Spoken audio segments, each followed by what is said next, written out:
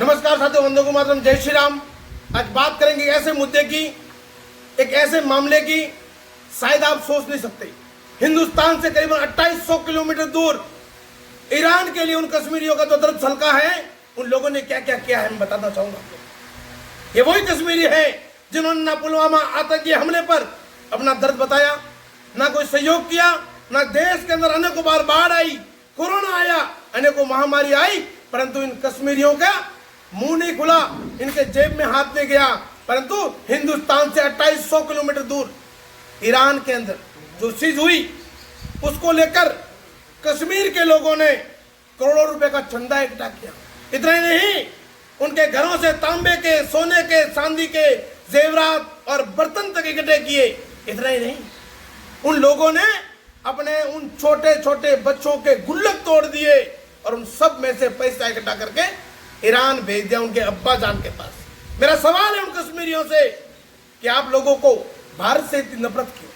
अगर भारत के अंदर कभी महामारी आती है, कई सैनिक शहीद हो जाते हैं, कोरोना जैसी चीज आती है, कई बाढ़ आती है, तब आप लोगों के जेब में हाथ नहीं जाता। अगर आपको भारत से मोहब्बत नहीं है तो आपको ईरान चला जाना चाहिए।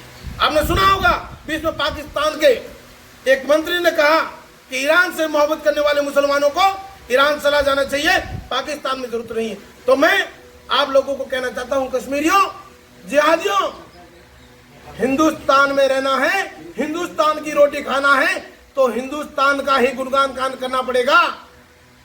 तुम लोग खाना हिंदुस्तान का खाते हो, पानी इस भारत का पीते हो, नमक हिंदुस्तान का खाते हो, और जब भी भले वो बांग्लादेश हो, भले वो पाकिस्तान हो, भले वो अफगानिस्तान हो, जितने भी कट्टरपंथी देश हैं, उन लोगों के लिए आपका दर्द इतना सरक जाता है। और जब बात हिंदुस्तान की आती है तब तुम्हारी इंसानियत उन हुर्रों के पास चली जाती है, तब तुम्हारी इंसानियत कहीं समाधि लेके कब्र में चली जाती है। हमें तकलीफ उस बात से है।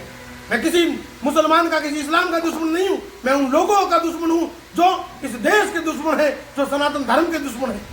शर्म आनी चाहिए आप लोगों को। अच्छी बात है कि 2800 किलोमीटर किसी के अंदर आपत्ति आई, किसी को तकलीफ पड़ी, आपका दिल पिघला, परंतु कभी दिल इस हिंदुस्तान के लिए, कभी पुलवामा आतंकी हमले के लिए आप लोगों का दिल पिघला होता तो हमें लगता कि आप लोग इस देश के राष्ट्रभक्त हो। परंतु आज याद आती है बाबा साहब भीमराव अंबेडकर की। उन्होंने अपनी पुस्तक में जो बात लिखी है वो बात सत्य हो गई। बात नाथूराम गोडसे ने कही थी, बात सरदार भगत सिंह ने कही थी, बात चंद्रशेखर आजाद और मंगल पांडे ने कही थी। वो बात आज सत्य हो रही है कि तुम लोग भूतों में भविष्य न इस भारत के थे न इस भारत के होंगे। ये बात उन कश्मीरियों के लिए है केवल, जिन्होंने ईरान के लिए चंदा इकट्ठा करके दिया है। हमें उस चंदे से कोई तकलीफ नहीं है, परंतु आप लोगों ने इस देश पर जब आपत्ति आई तब आप लोग कहां चले गए थे? आप लोगों ने क्यों अपनी आवाज नहीं उठाई? हम उस बात से पता नहीं। आप लोगों का क्या कहना है इस कमेंट बॉक्स में जरूर बताना।